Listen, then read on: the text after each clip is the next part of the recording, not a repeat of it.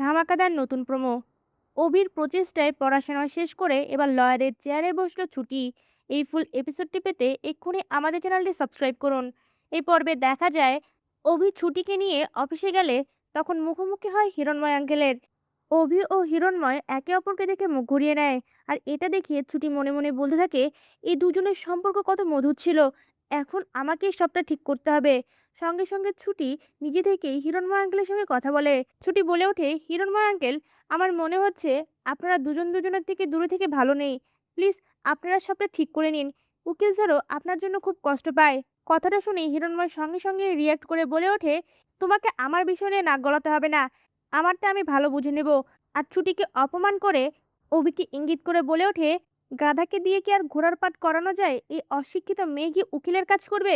আর একে নিয়েই এই অভিমন্যু শঙ্কর রায় মেতে উঠেছে। আমিও দেখব এই মেয়েটাকে নিয়ে কতদূর যেতে পারে। এই কথা শুনে অভি অনেক রেগে যায় আর সঙ্গে সঙ্গে কিছু বলতে যাবে, ছুটি অভিকে থামিয়ে দিয়ে হিরণময় আঙ্কেলের সামনে গিয়ে বলে ওঠে, হিরণময় আঙ্কেল, আমি বুঝতে পারছি এই কথাটা আপনি আমাকেই বলেছেন। আমি জানি আপনাদের কাছে আমার কোনো যোগ্যতা নেই, কিন্তু আমার শখ আছে এই লাইনে পড়াশোনা করার আর গরিব ও সৎ মানুষের হয়ে লড়ার। এই কথা শুনে হিরণময়ের কোনো উত্তর না দিয়ে তার অফিসে চলে যায়।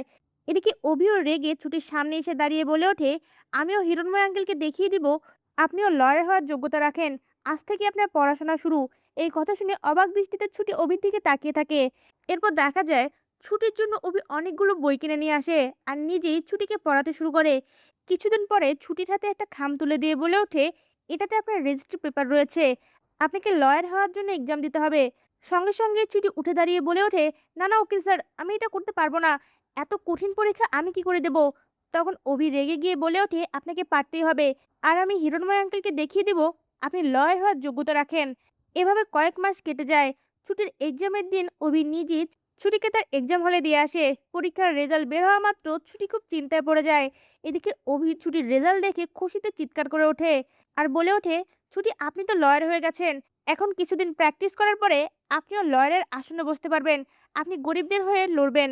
কথাটা শোনা মাত্র ছুটি অনেক খুশি হয়ে সঙ্গে সঙ্গে অভিকে জড়িয়ে ধরে আর দুজনের লজ্জায় একে অপরের দিকে তাকিয়ে থাকে। তা ভিউয়ার্স, অভির প্রচেষ্টায় যদি ছুটি লয়ার হয়ে ওঠে, আপনাদের দেখতে কেমন লাগবে? আপনাদের মূল্যবান মতামত আমাদের কমেন্টে জানান। ধন্যবাদ।